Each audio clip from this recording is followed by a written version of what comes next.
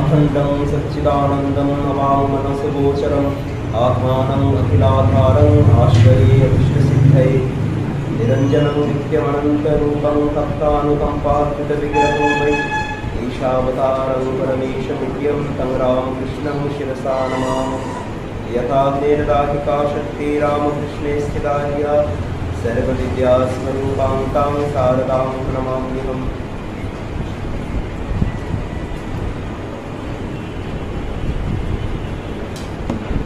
বেদান্ত নিয়ে আলোচনা করছিলাম, যেখানে দীর্ঘদিন ধরে আমরা অধিকারী নিয়ে আলোচনা করেছি অনেকগুলো ক্লাসে। কে শ্রবণের অধিকারী, কে পাঠের অধিকারী এবং কে বোঝার অধিকারী। বেদান্ত শুনলেই যে আমরা বুঝতে পারবো এমন কোনো কথা নেই।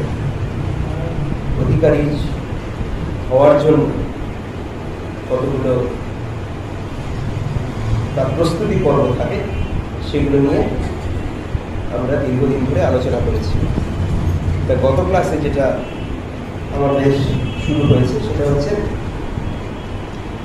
যে বিষয়, বেদান্তের বিষয়টা।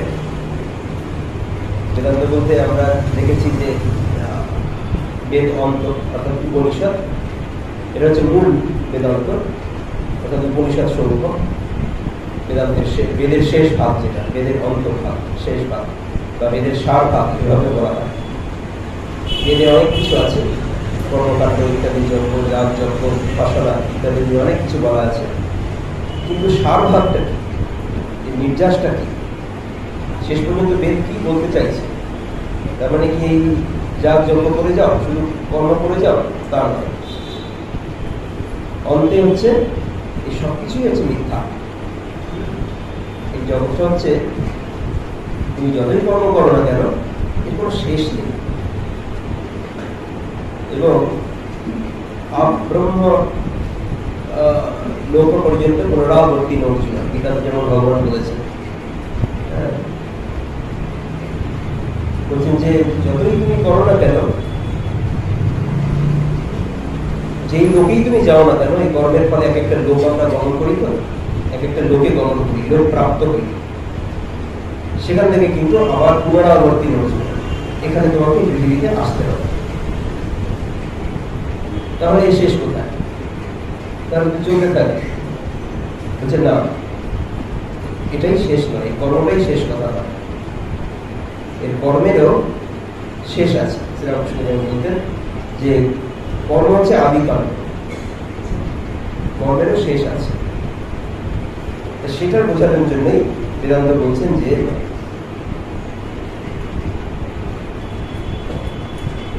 যে কর্মের পরে এই ব্রহ্ম, এই জগতের পরে পারে যে একজন ব্রহ্ম বস্তু আছে, একটা চিরন্তন শাশ্বত যে একটা আমাদের সত্তা আছে, নানাভাবে বলা হয়েছে। ব্রহ্ম কখনো বলা হয়েছে, কখনো আত্মা বলা হয়েছে, কখনো একটা চিরন্তন শাশ্বত সত্তা, একটা এক্সিস্টেন্স, শুধু এক্সিস্টেন্স, আর কিছু নেই। আমরা যে এই আমি তুমি এই সমস্ত ভেদগুলো দেখছি, এই জাগতিক সমস্ত ভেদগুলো দেখছি, এগুলো কিন্তু চিরন্তন সত্য নয়, এগুলো হচ্ছে তৈরি, এবং যেটা তৈরি সেটার একটু বিনাশ আছে, যেটার উৎপত্তি আছে সেটার বিনাশ আছে, মনে রাখতে হবে। তো যে মাইকেলের কবিতাতে আছে, জন্মিলে মরিতে না, এটা শুধু মানব জীবনের ক্ষেত্রে না, যেটারই উৎপত্তি আছে সেটার বিনাশ আছে, সেটারই লয় আছে। কিন্তু ব্রহ্মের কোনো উৎপত্তি নেই, চিরন্তন শাশ্বত সত্তা একটা এই জগতের পারে একজন আছে, তার কোনো উৎপত্তি নেই, এবং উৎপত্তি নেই বলে তার বিনাশও হয় না, তিনি চিরন্তন ভাবে আছে। তিনি আদিকালেও ছিলেন, সৃষ্টির সময় ছিলেন, এই জগতে যখন সৃষ্টি হয়নি তখনও তিনি যেমন ছিলেন, আবার এই স্থিতিকালে এখন যখন জগৎটা আছে, চলছে, তখনও তিনি আছেন। আবার যখন এই জগতের যখন আত্যন্তিক প্রলয় হবে, বিনাশ হবে, তখনও তিনি থাকবেন, তার বিনাশ হয় না।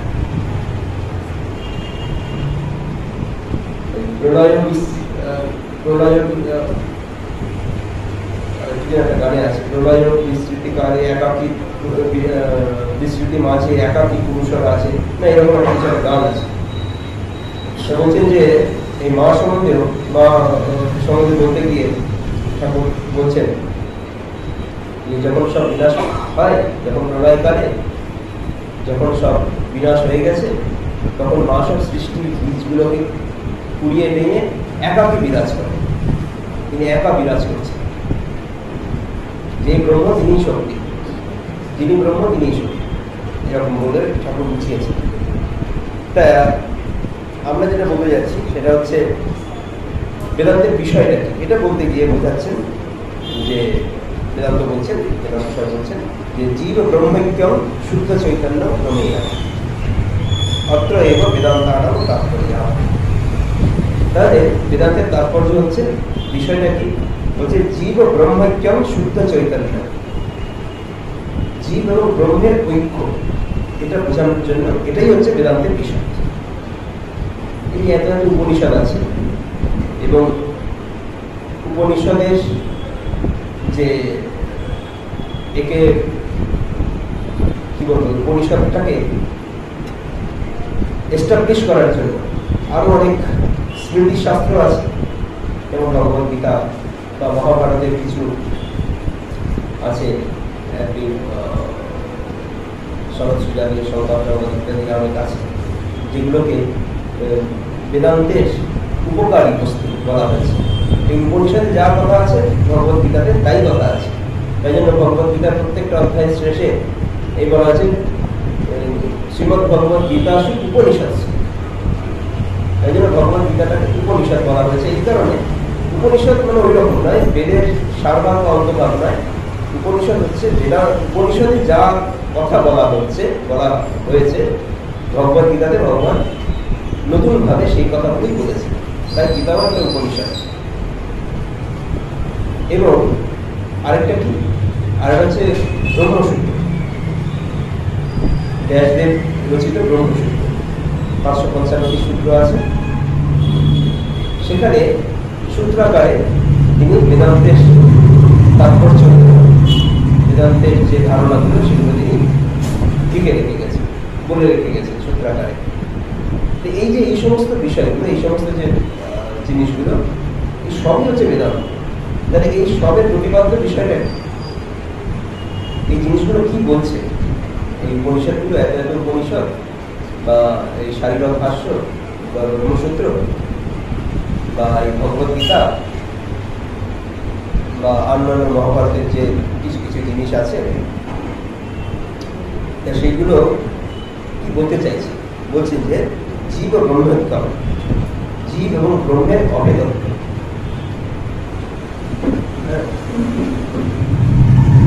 জীব ব্রহ্মের অভেদ কি, অভেদনে কি হয়? শুদ্ধ চৈতন্য, এটি হচ্ছে ব্রহ্মের, এটি হচ্ছে বিষয়।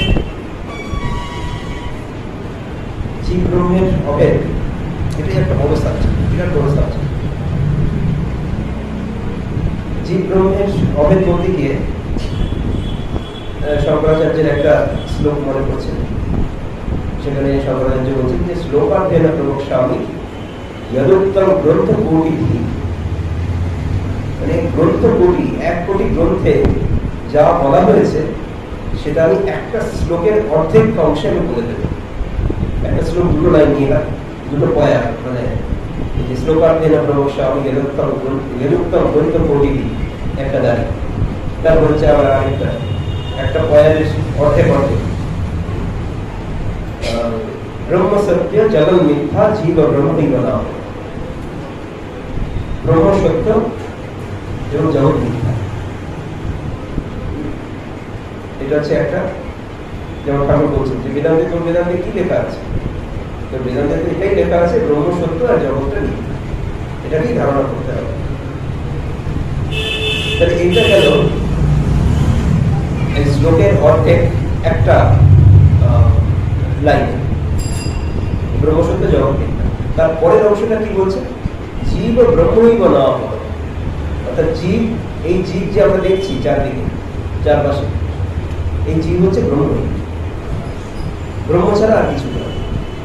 জীব ব্রহ্মই না অপর, আর কিছু নয়।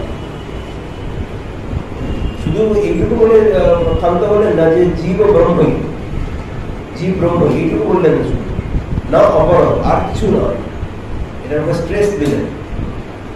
তাহলে শঙ্করাচার্যের এই শ্লোকটার মধ্যে শ্লোকার্ধেন প্রবক্ষ্যামি যদুত্তম গ্রন্থ প্রভৃতি ব্রহ্ম সত্য জগৎ মিথ্যা জীব ব্রহ্মই না, এটাই বলছেন যে এটাই হচ্ছে বেদান্তের কিন্তু বিষয়। সমস্ত উপনিষদগুলো এটাই বোঝাতে চাইছে যে জীব এবং ব্রহ্ম এক। এই জীবই শিব, যেটা ঠাকুর স্বামী যে নতুন করে আরো ভালোভাবে বুঝিয়ে দিয়েছে, এই জীবই শিব।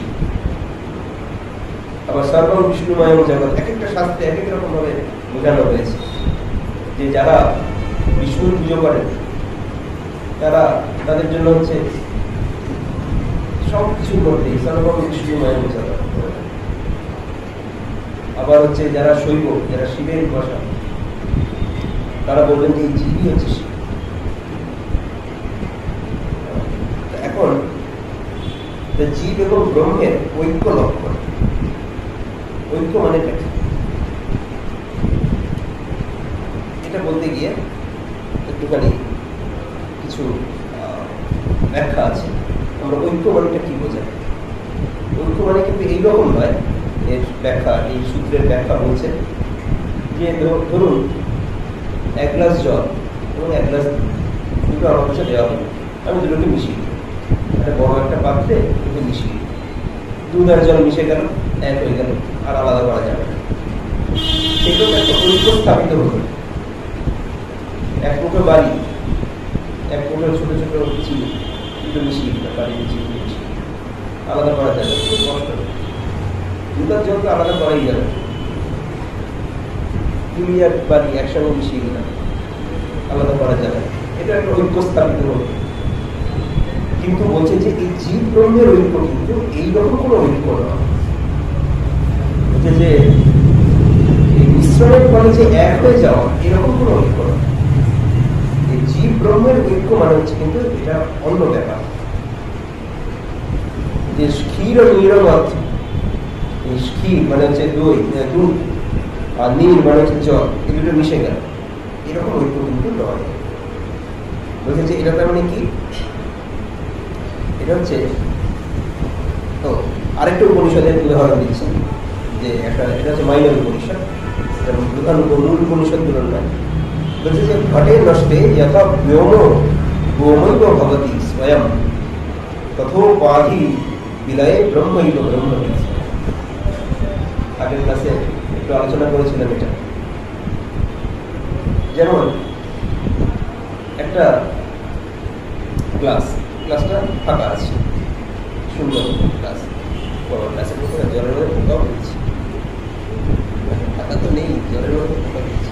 যাই হোক, ঠিক আছে, লাগবে না, লাগবে না, একটু লাগবে না।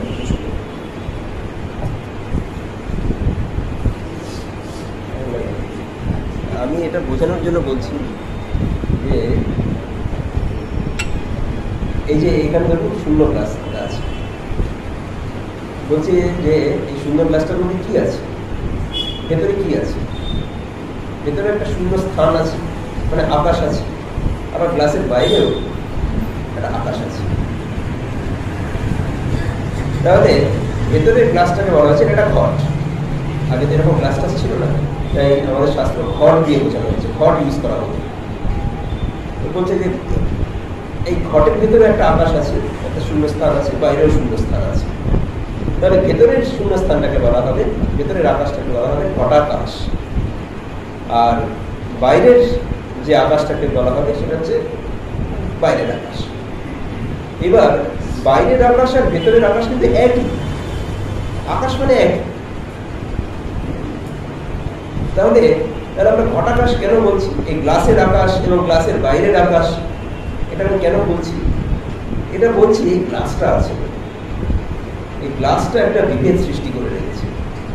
এই দুটো আকাশকে একই যদিও এক করতে দিচ্ছে না, এক বলতে দিচ্ছে না। এক বলতে দিচ্ছে না। আমরা গ্লাসের ভিতরের আকাশটাকে বলছি ঘটা আকাশ, আর গ্লাসের বাইরের আকাশটাকে বলছি গ্লাসের বাইরের আকাশ। তার মানে এই যে গ্লাস উপাধিটা আছে বলে, এই নাম রূপ, এই রূপটা আছে বলে এই ঘটের গ্লাসের ভেতরের আকাশ, ঘটা আকাশ এবং বাইরের আকাশকে আমাদের এক বলতে দিচ্ছে না। এটাকে ভেঙে দিল, ঘরটাকে ভেঙে দিল, গ্লাসটাকে ভেঙে দিল, তাহলে কি হলো? এই আকাশে এক। এটা কিন্তু ওই দুধ আর জলের মিশ্রণের মতো মিশ্রণ হলো না, মিশে গেল। ওই আকাশটা ওই আকাশই ছিল, একই আকাশ, আকাশে মিশে গেল। শূন্য শূন্য বিলাই, এটা স্বামীর গানে আছে, সে মায়াও স্তব্ধ হলো, সে ধারাও স্তব্ধ হলো, শূন্য শূন্য বিলাই। এই আকাশ ওই আকাশে মিশে গেল।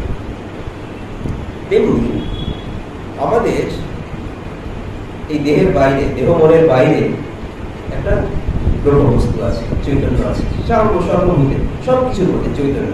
এটাও চৈতন্য, ওটাও চৈতন্য, ওটাও চৈতন্য। এই স্বামীজিকে ঠাকুর বলেছে যে কি বলে, এই ঘটিটাও ঈশ্বর, বাটিটাও ঈশ্বর।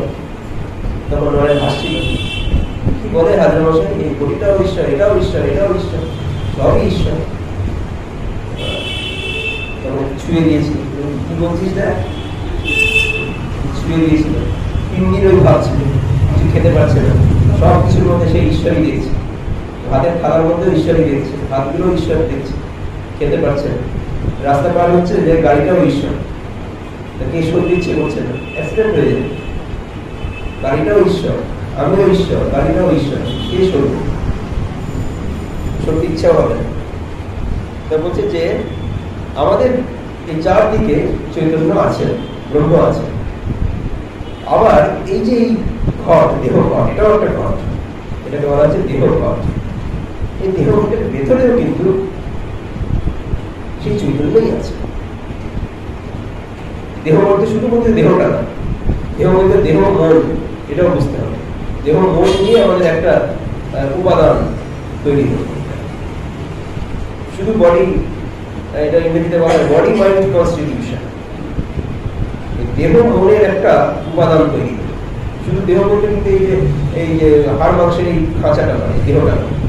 বেদান্তে দেহ মন বলতে দেহ এবং তারপরে এটা হচ্ছে জড়, এটা হচ্ছে স্থূল দেহ, তারপরে একটা সূক্ষ্ম দেহ আছে, এটাকেও বুঝতে হবে।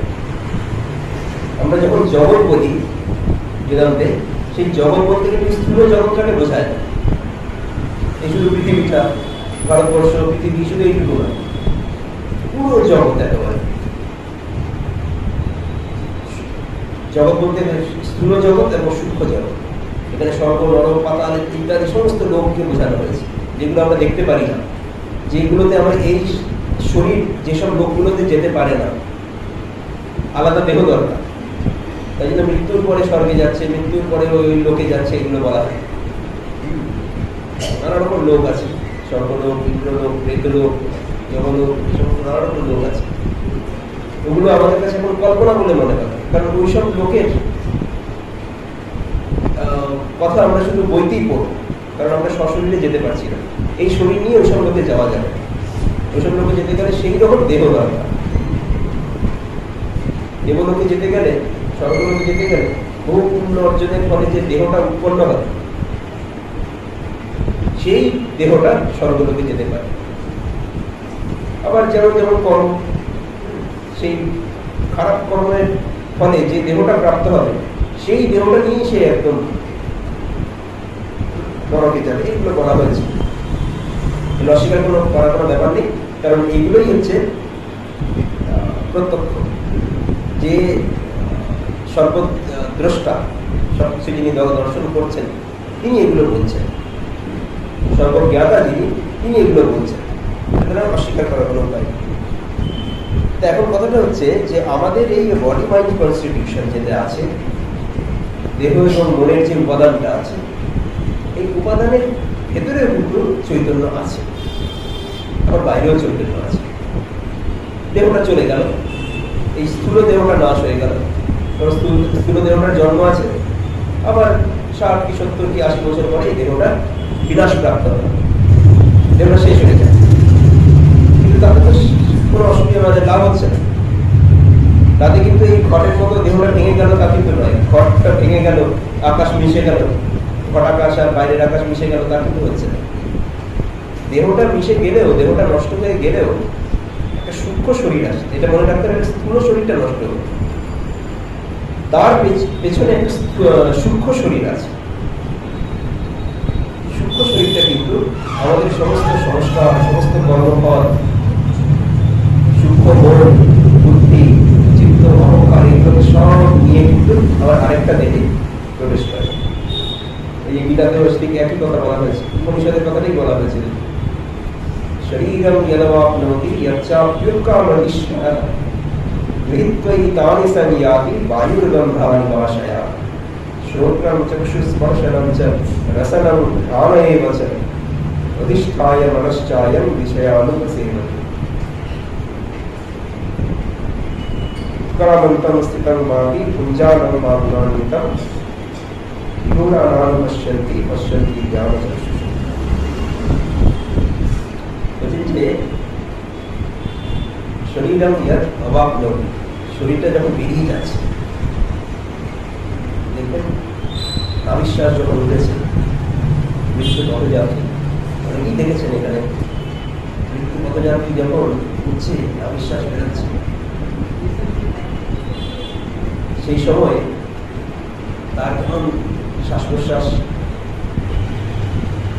কতক্ষণে সে দেহ খাঁচা থেকে মুক্ত হবে, আমরা সেটাকে আরো না করে আমরা কি করে যাতে হবে চাপা দেওয়া যায় সেটাকে চেষ্টা করি, কিন্তু মানে সে কখন এই খাঁচার মধ্যে বন্দি থাকতে চাইছে না, এরকম একটা অবস্থা হয়।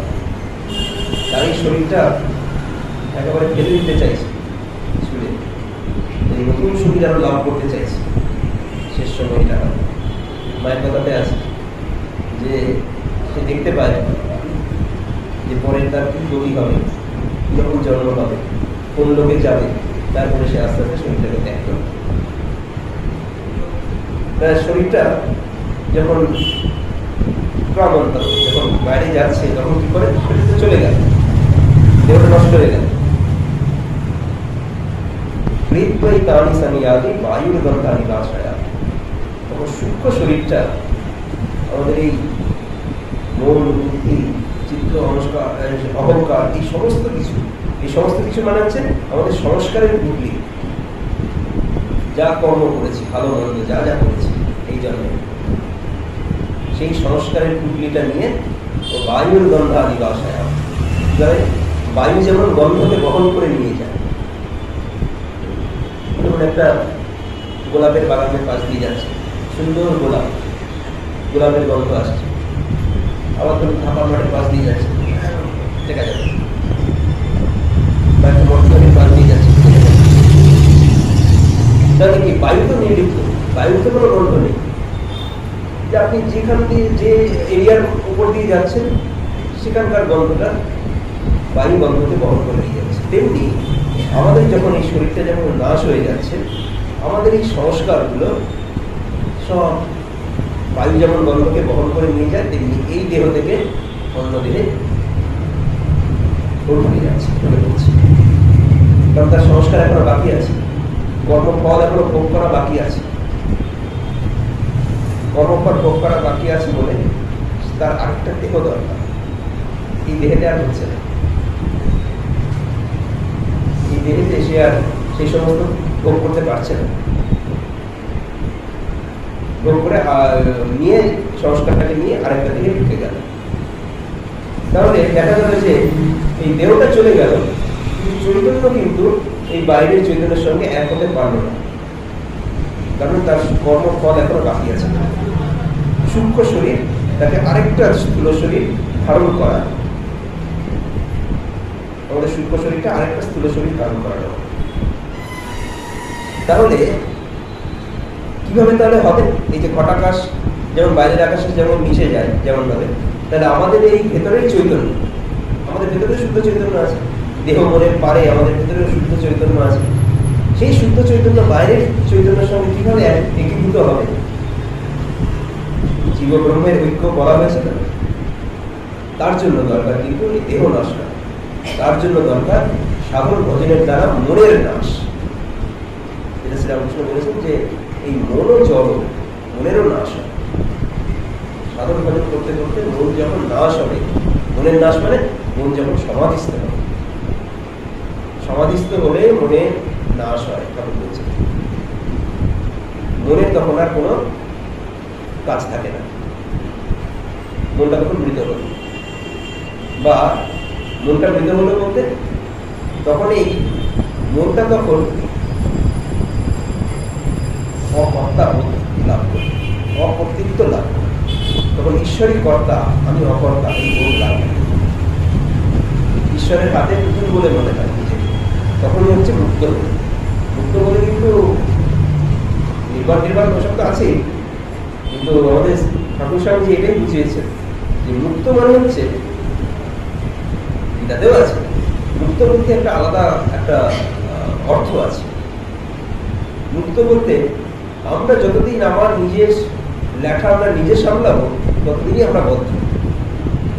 আমি বলছি যে আমাদের কাজ আমি করতেই হবে, আমার কর্তব্য বোধ থাকছে, আমার নিজের পরিবারের প্রতি কর্তব্য, নিজের আত্মীয় স্বজনের প্রতি কর্তব্য, দেশের প্রতি একটা কর্তব্য থাকে, পাড়ার প্রতি কর্তব্য থাকে, কত মানুষের প্রতি কত কর্তব্য থাকে, বোধ। এই কর্তব্য বোধগুলো যতদিন আছে ততদিন কিন্তু আমি মুক্ত হতে পারছি। কিন্তু যতদিন এই সমস্ত ভারটাকে আমি ঈশ্বরের হাতে দিয়ে দিলাম তখনই কিন্তু আমি মুক্ত হলাম। নির্বাণ মুক্তিও আছে, এই মনের নাশ হলো, মনের নাশ হয়ে তারপরে শুদ্ধ চৈতন্য বাইরের চৈতন্যের সঙ্গে মিশে গেল, এই জীব ব্রহ্মের ঐক্য স্থাপন হল। এটা একটা মুক্তের স্তর, এটা হচ্ছে নির্বাণ মুক্তি। মুক্তিরও নানা রকম স্তর আছে। তো আমাদের এই ভক্তি শাস্ত্রে বলা হয়েছে 5 রকম মুক্তি: সাধক্য, সামিত্য, সাযুজ্য, শাস্ত্রী। ভক্তি শাস্ত্রে এরকম বলা হয়েছে। সাধক্য মানে ভগবানের সঙ্গে একই লোকে বাস করা। যারা ভগবানকে ভালোবাসেন, বিষ্ণু লোক, শিব লোক, এগুলো সব আছে। যারা বিষ্ণু উপাসক তারা বিষ্ণু লোকে যান, এটা এক ধরনের মুক্তি, তাদের কাছে এটা মুক্তি। এই সংসারের মায়া সব কাটিয়ে দিয়ে তার আরাধ্য দেবতার সঙ্গে তিনি কাটান, দীর্ঘদিন ধরে তার সঙ্গে বাস করবেন, সেই লোকে বাস করবেন। যারা শিবের উপাসক তারা শিব লোকে যাবেন। আমাদের মা বলে দিয়ে গেছে, ঠাকুর তোমাদের জন্য নতুন লোক করেছে, তোমরা সেখানে যাবে। এটা কি লোক? রামকৃষ্ণ লোক। এক একজন আমাদের ইষ্ট দেবতার অনুযায়ী সেই সব লোক আছে, এক একজন অবতার এক একটি লোক স্থাপন করে। এগুলো যে সব ভোগের স্থান। ভোগের স্থান বলতে আমি ভগবানকে নিয়ে সংকল্প করব, ভগবানের সেবা করব। এই দেহে যতটুকু প্রণাম করলাম, কিন্তু আরো ভালো করে সেবা করার জন্য আরো একটা দেহ দরকার, আরো একটা ভালো লোক দরকার। লোক মানে ভোগের স্থান। বেদান্ত বলা হয়েছে ভোগ মানে এই যে ভগবানকে নিয়ে ভোগ করবো, এটা একটা ভোগ বাসনা, ঈশ্বরকে নিয়ে সংকল্প করবো। সেই লোকে গমনের জন্য সেই রকম দেহ দরকার। সেই লোকে তখন গমন হয়। কিন্তু এটা কিন্তু নির্বাণ মুক্তি নয়। আমাদের জীব ব্রহ্মের ঐক্য স্থাপনের জন্য বলা হয়েছে যে এই মনটা যখন নাশ হয়ে যাবে তখন কিন্তু একেবারে জীব ব্রহ্মের ঐক্য স্থাপিত হবে। তখন ওই স্থির নীরব জল আর দুধ মিশিয়ে দিলাম ওই রকম, এই ঘটাকাশ এবং বহি আকাশ যেমনভাবে মিশে গেছিলাম ওই রকম ভাবে কিন্তু মিলে যাবে যখন মনের নাশ হবে। কিন্তু শরীরের নাশ না, মনটারও নাশ হবে, বুদ্ধির নাশ হবে, অহং নাশ হবে। অহংকার যখন নাশ হয়ে যাবে তখন এই ভেতরের চৈতন্য, জীবের ভেতরে যেমন চৈতন্য আছে সেই চৈতন্য আর বাইরের চৈতন্য এক হয়ে যাবে। ক্ষুদ্র ব্রহ্মাণ্ড আর বৃহৎ ব্রহ্মাণ্ড, কথা আছে না, যা আছে মানতে তা আছে ব্রহ্মাণ্ড। এই ভেতরে যে শুদ্ধ চৈতন্য আছে এর বাইরেও তুমি কিন্তু সেই চৈতন্য হয়ে গেছে। এটা স্বামীজি বিদেশে যাওয়ার আগে কাঁকড়ি ঘাটে আলমোড়া নদী এই ধ্যানের মধ্যে এটা অনুভব করলেন, এইগুলো দেখ একটা পর্দা খুলে গেল, একটা মহা রহস্যের ভেদ হয়ে গেল। মাইক্রোকজম আর ম্যাক্রোকজম এক, ক্ষুদ্র ব্রহ্মাণ্ড আর অনু ব্রহ্মাণ্ড এক। যেমন ভাবে এই সৃষ্টি বহির্ব্রহ্মাণ্ডে বিশ্ব ব্রহ্মাণ্ডে সৃষ্টি হয়েছে, তেমন ভাবে এই আমাদের মনের মধ্যে আমরা সৃষ্টি করে যাচ্ছি, সৃষ্টি এবং প্রলয় করে যাচ্ছি। আমাদের ইচ্ছা, আমাদের বাসনা, এই অনুযায়ী আমরা নানা রকম সৃষ্টি করে যাচ্ছি এবং সেই অনুযায়ী এই জগৎটা সৃষ্টি হচ্ছে, প্রতিফলিত হচ্ছে। তা বলছেন যে এগুলো হচ্ছে এই যে ঘটে নষ্টে যথা ব্যোম ব্যোমৈব ভবতি, এই গ্লাসটা ভেঙে গেল বা ঘরটা ভেঙে গেল, এই ভেতরের আকাশ আর বাইরের আকাশ এক হয়ে গেল। তথা উপাধি বিলয়ে ব্রহ্মবিদ ব্রহ্মবিদ ব্রহ্মৈব ব্রহ্মবিদ স্বয়ং। এই উপাধিটা কি? এই দেহ একটা উপাধি, প্রত্যেকের একটা দেহ আছে। সবাই ভাবছেন এটা আমার শরীর, সবার একটা নাম আছে, এই শরীরের একটা নাম আছে। কাউকে যদি আমি ডাকি যে আমি যদি শুভেন্দুবাবুকে ডাকি, এটা দিব্যেন্দুবাবু সারা দেবেন না। শুভেন্দুবাবুকে ডাকে শুভেন্দুবাবু সারা দেবেন। তেমনি দেহের সঙ্গে একটা নাম জড়িত, নাম এবং রূপ। এই দেহটা হচ্ছে একটা রূপ, তার সঙ্গে নাম জড়িত। এবং এই যে উপাধি, এই দেহের সঙ্গে যে উপাধিটা জড়িয়ে আছে, তা উপাধি বিলয়। উপাধি মানেটা কিন্তু শুধু দেহের, যেটা এতক্ষণ বললাম যে শুধু দেহ উপাধিটা বিনষ্ট হলেই যে এই ব্রহ্মবিদ ব্রহ্মৈব ব্রহ্মবিদ স্বয়ং কিন্তু হচ্ছে না। কারণ তার তো আমার সূক্ষ্ম শরীর একটা আছে, তার তো মনটা আছে, তার অহংকার আছে। অহংকার বলতে আমি, এই যে আমি, এই অখণ্ড আমি যে চলছে, এটাই তো পুনর্জন্ম করাচ্ছে আমাদের, এক দেহ থেকে আরেক দেহে নিয়ে যাচ্ছে। আমার এই এখনো কর্ম বাকি আছে, আমার এইটা এই যে কর্তব্যগুলো কাজগুলো বাকি আছে, এগুলোই কিন্তু আমাদের দেহ থেকে দেহান্তরে নিয়ে যাচ্ছে। তাহলে উপাধি বিনয় মানে শুধু দেহের উপাধিটা বিনষ্ট হলে হবে না, দেহের পরে যে এই যে আমি আমার, এই যে ভাবটা, আমার এই মন, আমার এই বুদ্ধি, আমার এই চিত্ত, আমার এই অহংকার, এই উপাধিটা যখন বিনষ্ট হবে তখনই ভেতরের চৈতন্য বাইরের চৈতন্য এক হয়ে যাবে। দেহপাধি, দেহপাধি বলতে এই দেহ শুধু নয়, দেহ মন সমস্ত নিয়ে কিন্তু বুঝতে হবে। তারপরে বলছেন যে অদ্বৈতী বলেন, অর্থাৎ অদ্বৈত বেদান্তি, তিনি বলেন যে এক সর্বব্যাপক চৈতন্যই অনবিচ্ছিন্ন হইয়া ব্রহ্ম নামে এবং অবচ্ছিন্ন হয়ে জীব নামে। অদ্বৈত বেদান্ত কি বলে? একই সর্বব্যাপী চৈতন্য। যেমন এই যে আকাশ, আকাশটা কিন্তু একটাই। যেই আমি একটা কুমোর যখন ঘর তৈরি করে দিল, ওই চাকাটাকে ঘুরিয়ে ঘুরিয়ে যখন একটা ঘর তৈরি করে দিল, তখনই কিন্তু ঘটাকাশটা তৈরি হল। ঘর তৈরি হওয়ার আগে কিন্তু ঘটাকাশটা ছিল না। এখন একটা চাকা ঘুরিয়ে যদি একটা গ্লাস বা ঘট একটা তৈরি করা হয়, তাহলেই আমরা ঘটাকাশ, ওই ঘটের ভেতরের আকাশটাকে ঘটাকাশ বলে চিহ্নিত করতে পারব। যখন এই দেহ মনটা আছে, যখন দেহ মনটা ছিল না, সৃষ্টি হয়নি, তখন কিন্তু একই চৈতন্য ছিল। এটাই বললাম যে একাকী পুরুষ রাজে যে বলছিলাম, যখন সৃষ্টি হয়নি, সৃষ্টির প্রারম্ভে, তখন একটাই চৈতন্য, শুধু চৈতন্য সত্তা শুধু ছিল।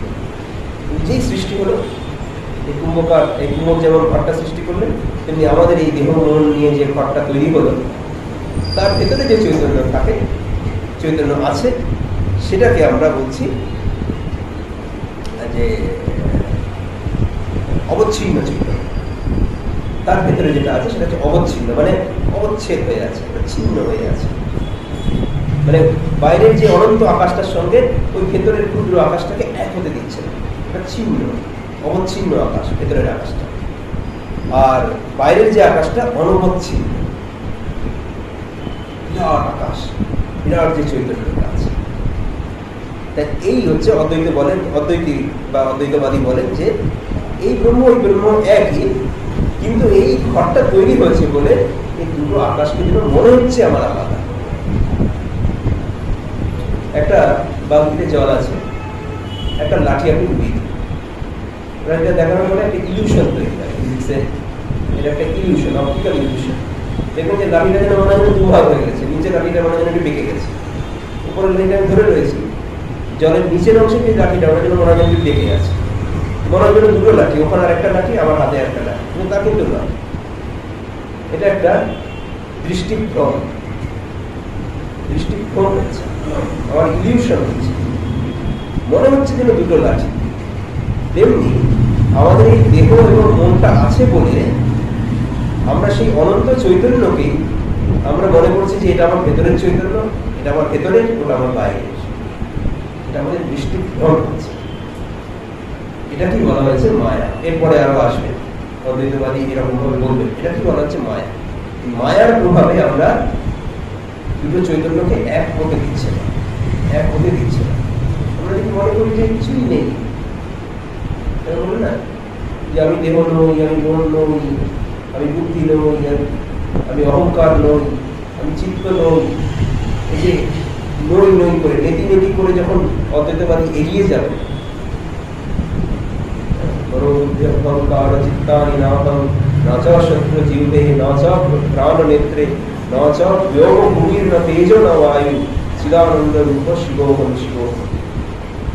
আমি দেহ নই, আমি মন নই, আমি চিত্ত নই, আমি অহংকার নই, এগুলো কিচ্ছু নই, আমি ইন্দ্রিয় সমূহ নই। এইগুলো করতে করতে যখন, এগুলো হচ্ছে সাধনা। এটা কখন হবে? এই যে বললাম যে কখন হবে এটা? দেহটা তো এমনি নাশ হতে পারে, কিন্তু মনের নাশ করার জন্য সাধনা করতে হবে। এই চৈতন্যটাকে সেই চৈতন্যের সঙ্গে মিশিয়ে দিতে গেলে সাধনা দরকার, ঘরটাকে ভাঙতে হবে। এটাই হচ্ছে সাধনা, আমাকে কষ্ট করতে হবে। তেমনি এই মনের নাশের জন্য, সমাধি লাভ করার জন্য সাধনা করতে হবে। এই সাধনার দ্বারা কি হয়? এই অনবচ্ছিন্ন যে ব্রহ্মসত্তা আছে বা চৈতন্য সত্তা আছে, তার সঙ্গে অবচ্ছিন্ন চৈতন্য সত্তা এক হয়ে যায়। দুটোই তো এক। উপনিষদ আরো সুন্দরভাবে বুঝিয়েছেন যে যথোদকম শুদ্ধে শুদ্ধম আসিক্তম তাদ্রিগে এব ভবতি। কথাগুলো বোঝা যাচ্ছে তো? কঠিন হচ্ছে না? এবং মূলের বিজয়গত আত্মা ভবতি গৌতম। বলছেন যে একটা পরিষ্কার একটা জলাশয়ের জল আছে, সেখান থেকে আমি একটা কোনো পাত্রে করে জলটা তুলে নিই, এক পাত্র জল তুলে নিই। তাতে কি হলো?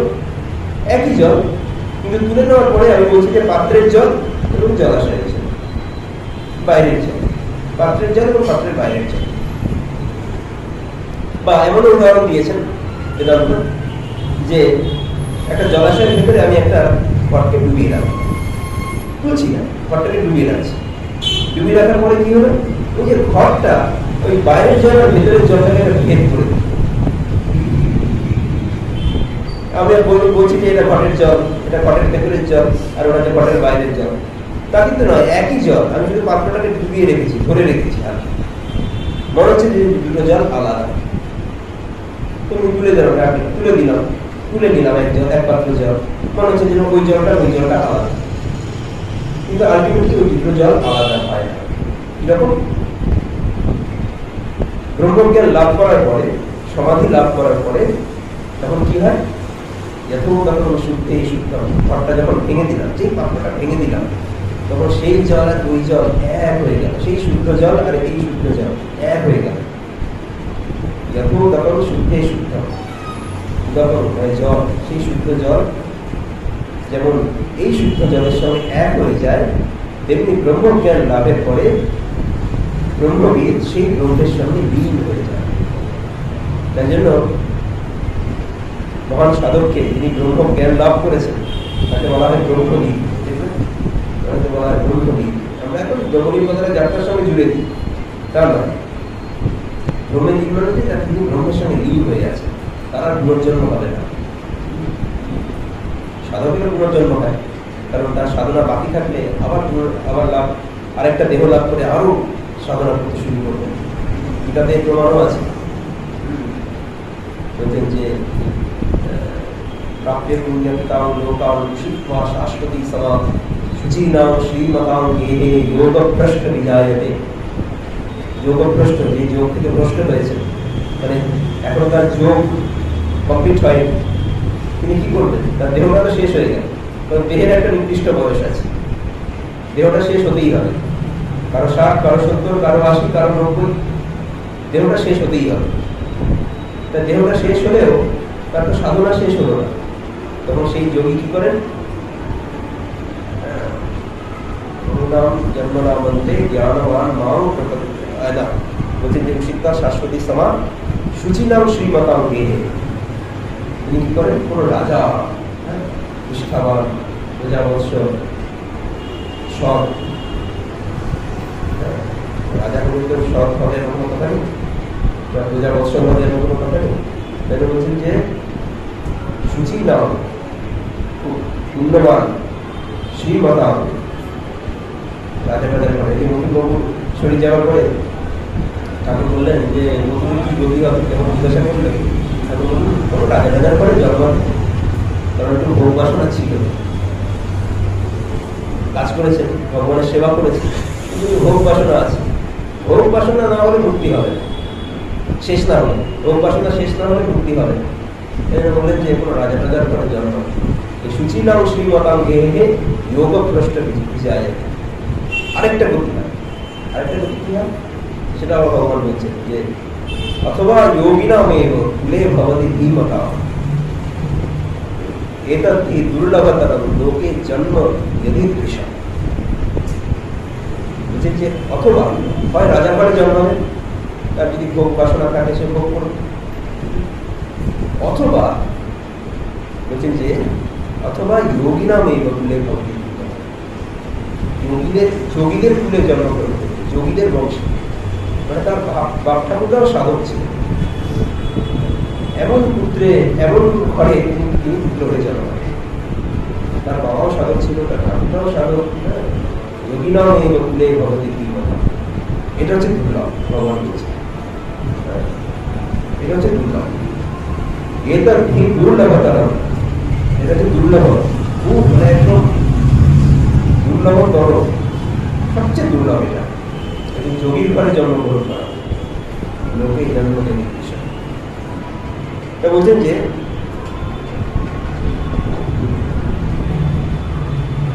যেটা বলতে গিয়ে এত কথা এলো, সেটা হচ্ছে এই যে এই সমস্ত লোকগুলো ভোগ করার পরেই কিন্তু, বা এই সমস্ত সাধনার কথা বলছি, এই সাধনা জন্ম জন্মান্তর ধরে সাধনা করছি।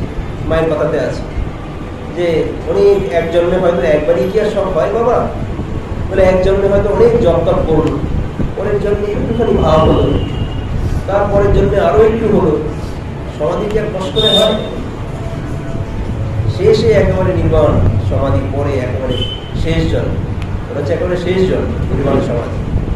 আস্তে আস্তে করে এগোচ্ছে মানুষ, ধীরে ধীরে এগোচ্ছে, সেই চরম লক্ষ্যের পথেই যাচ্ছে।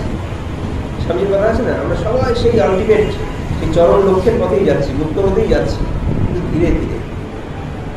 কারো এই জন্মে হবে, কারো পরের জন্মে হবে। ঠাকুরের কথা আছে অন্নপূর্ণা, কাশীতে অন্নপূর্ণার মন্দিরে কেউই অভুক্ত থাকে না, কেউ অভুক্ত থাকে না, সবাই মুক্তি লাভ করবে।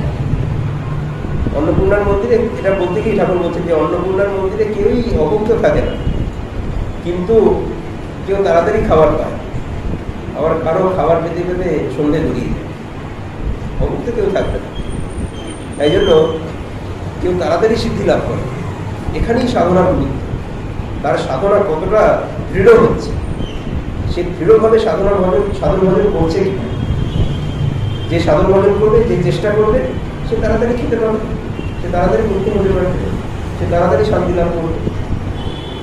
আর যে চুপচাপ বসে থাকছে, এই আজ হচ্ছে কাল হবে, এই হবে তো, মুক্ত তো সবাই হবে, এই বলে বসে রয়েছে, সবাই তো মুক্ত হবে, এই বলে সাধন ভজন আর করবে, সাধনা আর করবে না। এরপরে সন্ধ্যাবেলা কাপড় ফিরে বসে থাকো, পেটে হাত দিয়ে বসে থাকো, অন্নপূর্ণা যখন খাবার দেবেন তখন পাবে, কারণ নিজের কোনো চেষ্টা নেই না। তা হচ্ছে সাধনার গুরুত্ব হচ্ছে এখানে, যে তুমি কতটা সাধনা করছো সেটা তোমার না, সেটা আমার। এখানে ঈশ্বরেরও কিছু করার নেই, ঈশ্বর কৃপা করেন, সাধনা দেখলেই তিনি কৃপাটা করেন, সাধনা না দেখলে তিনি কখনো কৃপা করেন। তার কৃপাটা হচ্ছে ওখানে। ঠাকুর যখন বলছেন না যে তার কৃপা কিভাবে পাওয়া যায়, ঠাকুর সুন্দর করে বলছেন, আরে কৃপা বাতাস তো বইছেই, পালটা তুলে দে না। কৃপা বাতাস সবসময় বইছে, কিন্তু এই পালটা আমাদের তুলতে হবে। একটা নৌকা যাচ্ছে, মাঝি পালটা তুলছে না, তাহলে তো নৌকা তার তাড়াতাড়ি যাবে না, সে আস্তে আস্তে করে তাকে পরিশ্রম করতে হবে, তাকে দাঁড় টেনে টেনে স্রোতে প্রতিকূলে দাঁড় টেনে টেনে তাকে নিয়ে যেতে হবে। কিন্তু যেই বাতাসের পালটাকে তুলে দেয়, পালটা তোলাই হচ্ছে সাধনা।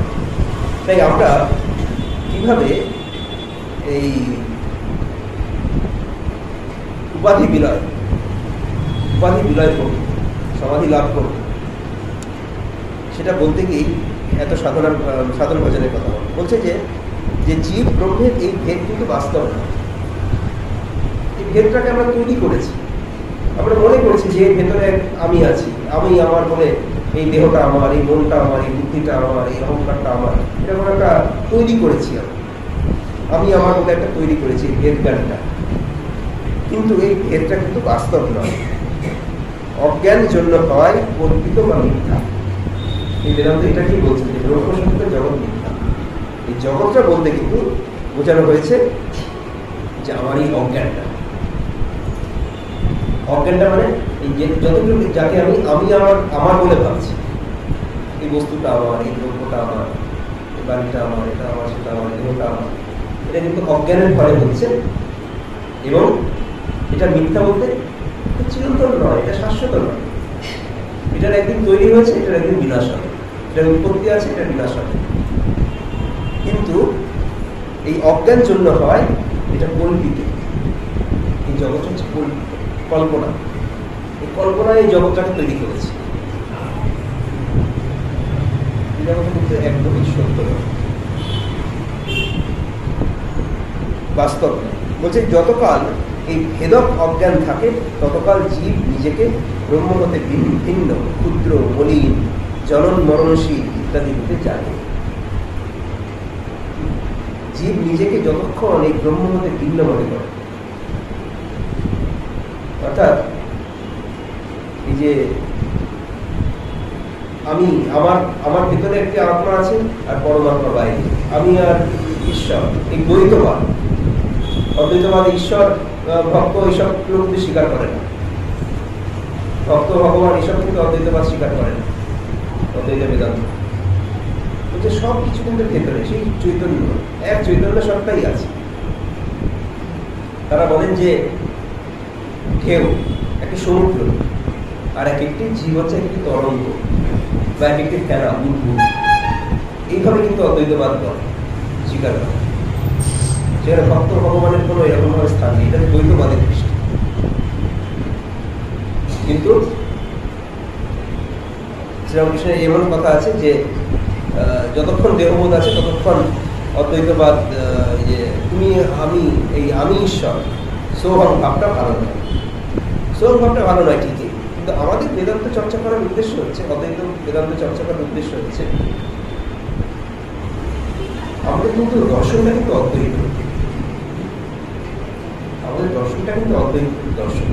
শ্রীরামকৃষ্ণ বিবেকানন্দ যে দর্শন করে গেছেন, এই ভক্ত ভগবানের সম্পর্ক কিন্তু অদ্বৈত ফিলোসফি।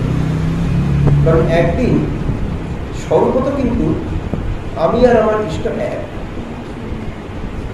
নাহলে আমি জীব শিব কখনো বলতে পারতাম না। যারা নিত্য ভক্ত বলে মনে করে তারা কিন্তু এমনও ভাব আছে, ঠাকুর বলছেন যে এমনও জীব আছে যারা নিত্য জীব, তারা মনে করে নিত্য কৃষ্ণ, নিত্য জীব, নিত্য ভক্ত। তাদের আর কখনো ওই জলেরও তরঙ্গ জলে কোনো নয়, জীব ঘন শ্যাম সুন্দর, ওই রকম তারা কখনো বলে না। ওই যে একটা গানে আছে, দীনবন্ধু কৃপা সিন্ধু কৃপা বিন্দু বিতর, হ্যাঁ, ওই গানে আছে বলছে যে এই করো করি দীন দয়াময়, তুমি আমি যেন দুটি লাগি না। যে চিরন্তন ভক্ত সে কখনো কিন্তু আমি কৃষ্ণ এটা কখনো বলবে না। কিন্তু দেখুন এখানেও কিন্তু একজন সাধক লিখছেন যে এই করো হরি দীন দয়াময়, তুমি আমি যেন দুটি লাগি না। জলেরও তরঙ্গ জলে করো লয়, জীব ঘন শ্যাম সুন্দর। শ্রীকৃষ্ণের কাছে, শ্যাম সুন্দরের কাছে এটাই প্রার্থনা করছেন যে তুমি আর আমি যেন এই দুটো সত্তা না থাকে, এক সত্তা হয়ে যায়।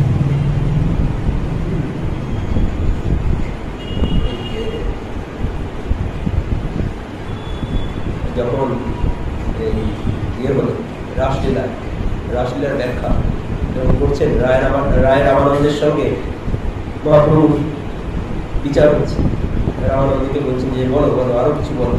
মহাপ্রভু বলছেন যে রায় রামানন্দ একটা বলছেন যে গোপীদের কি ভাব হয়েছিল তখন শ্রীকৃষ্ণের সম্বন্ধে। বলছে যে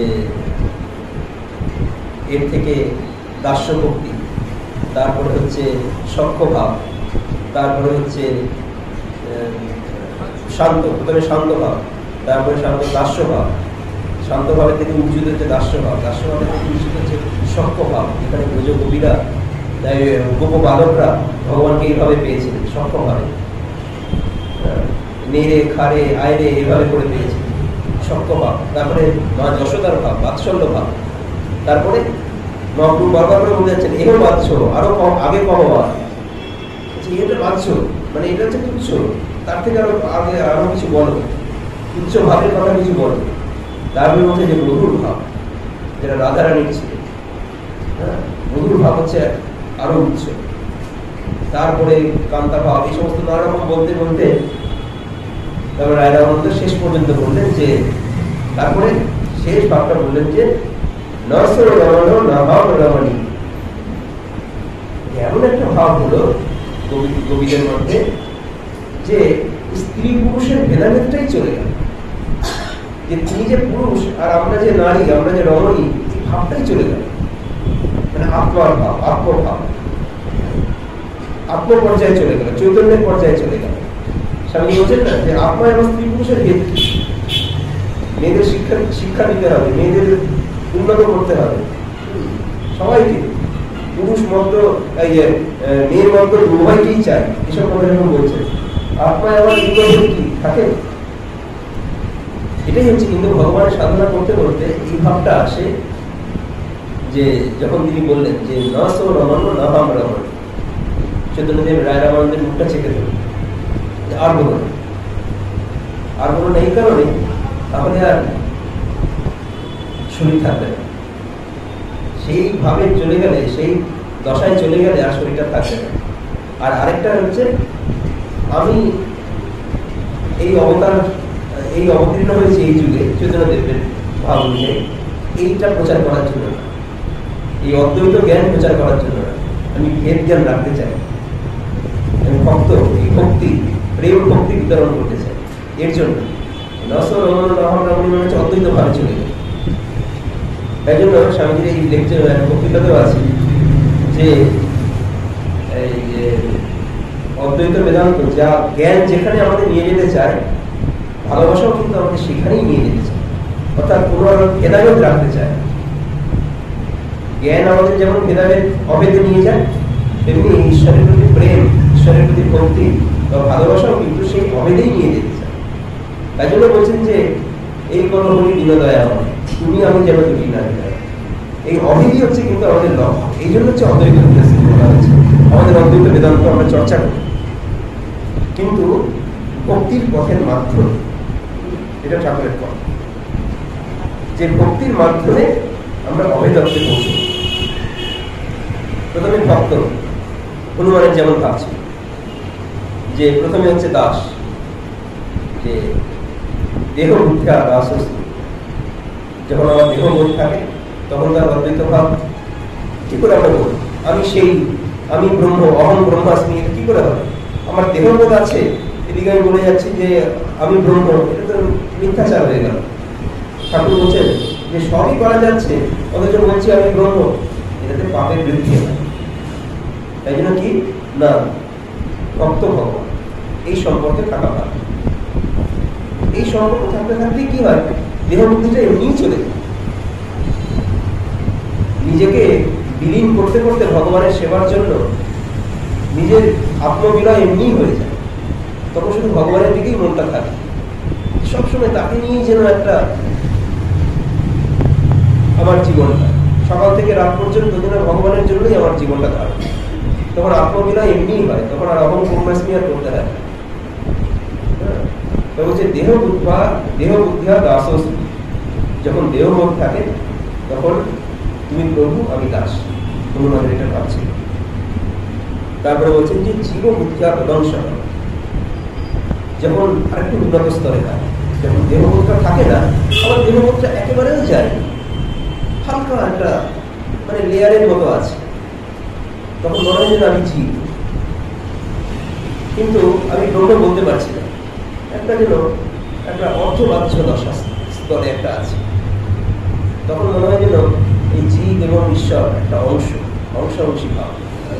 যেমন এই আঙুলগুলো আমার শরীরের অংশ, শরীরটা কিন্তু আমার, এই আঙুলগুলো কিন্তু আমার শরীরটা না, হাত কিন্তু আমার শরীরটা না, কিন্তু হাতগুলো হচ্ছে এই শরীরের অংশ, পাগুলো হচ্ছে এই শরীরের অংশ।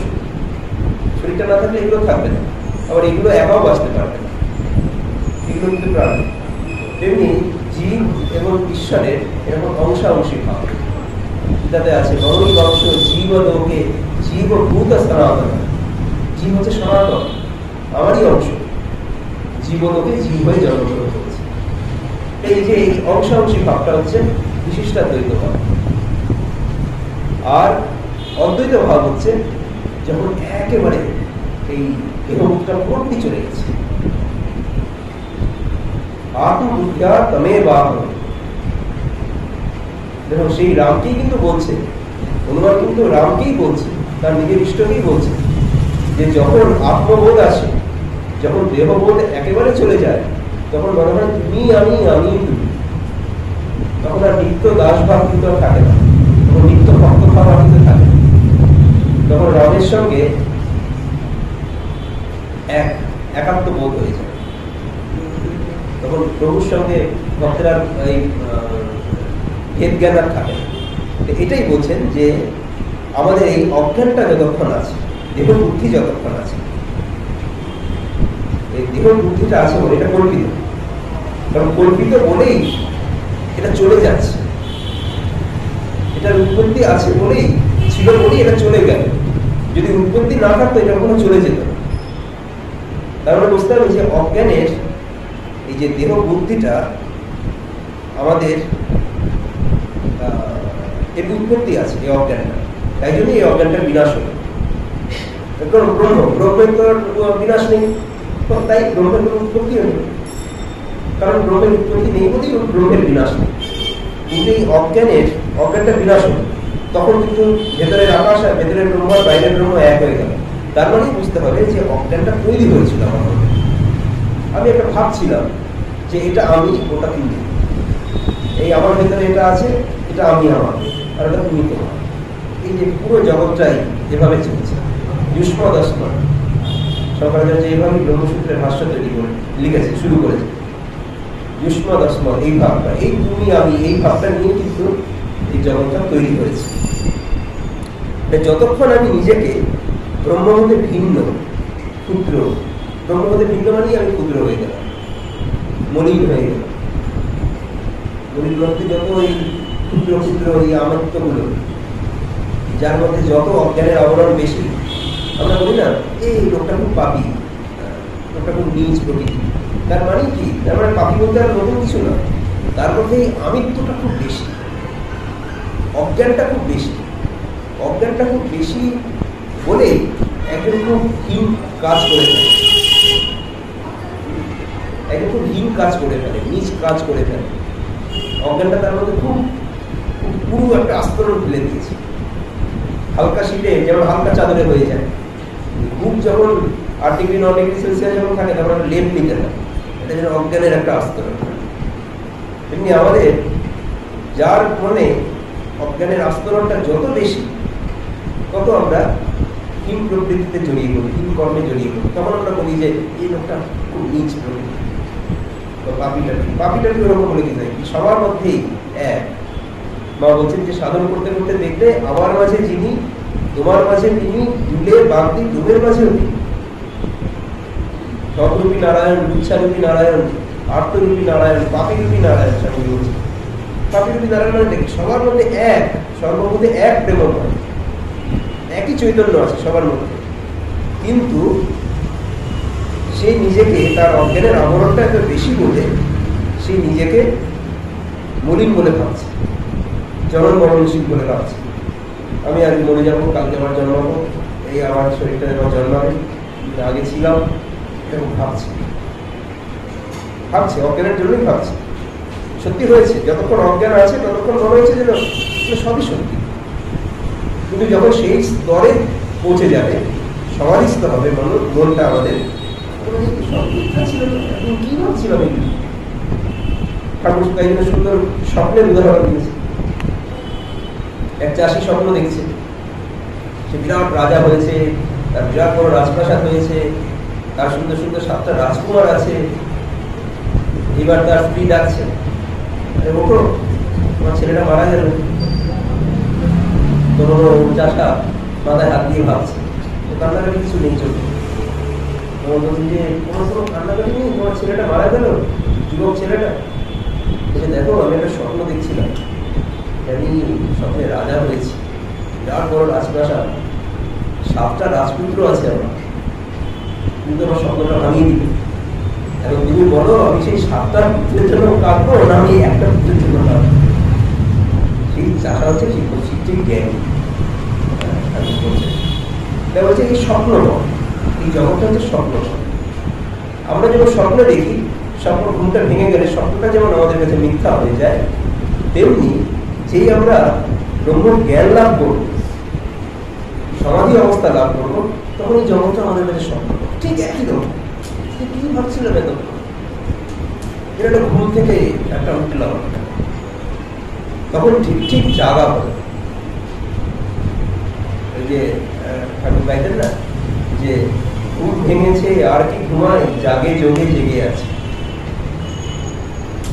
ঘুমের ঘুম বাড়াইছি, ঘুমটাকে একেবারে ত্যাগ করে দিয়েছি, ঘুমকে ঘুম বাড়িয়ে দিয়েছি। ঘুম ভেঙেছে, তখন ঘুমটা ভাঙবে আমার, আমরা যেন এখনো ঘুমিয়ে আছি, ওই রকম স্তরে আমরা ঘুমিয়ে আছি এখন। কিন্তু যখন আমাদের ঘুমটা ভাঙবে, সেই চৈতন্য স্তরে আমরা যাব, তখন এগুলো সব স্বপ্ন। এই অদ্বৈত বেদান্তবাদী এই জগৎটাকে স্বপ্নবৎ বলেই ব্যাখ্যা করেন এবং নিজেকে ক্ষুদ্র মলিন জনন মরণশীল বলে জানে। কালে পূর্ণ পুঞ্জিও পরিপাক বশত সংসার জিহাসা জন্মে নেয়, শাস্ত্র ও আচার্য প্রসাদে ব্রহ্মজ্ঞান লাভ করে, জীব তখন ব্রহ্ম। এই যে বলছে যে আচার্য প্রসাদে, শুধু নিজে সাধন ভজন করলেই হয় না, গুরু কৃপা দরকার। এই জন্য বলছেন আচার্য প্রসাদ। সাধন ভজন অনেকে করতে পারে, শুধু সাধন ভজন করলে হয় না, গুরু কৃপা দরকার। গুরু কৃপা এবং সাধন ভজন দুটো একসঙ্গে দরকার। বলছে যে পূর্ণ পুঞ্জ, ওই যে ভগবান গীতাতে যেমন বলছে, বললাম যে প্রাপ্ত পুণ্য কৃপাও লোকান, অনেক পুণ্য অর্জন করেছে, অনেক পুণ্য অর্জনের ফলে এই জন্মগুলো হয় না, পুণ্য পুঞ্জ। তারপরে সংসার সম্বন্ধে একটা ইয়ে ভাব, সংসার সম্বন্ধে আর কোনো নন অ্যাটাচড, একটা উৎসাহী ভাব, এই জগৎ সংসার ভালো লাগে না, এরকম একটা ভাব। এইরকম জন্মালে তারপরে শাস্ত্র ও আচার্য প্রসাদ, শাস্ত্র পাঠ করতে হবে, গুরু কৃপা থাকে আর একটা শাস্ত্র কৃপা, শাস্ত্র পাঠ করতে হবে নিরন্তর, তারপরে ব্রহ্মজ্ঞান লাভ হয়।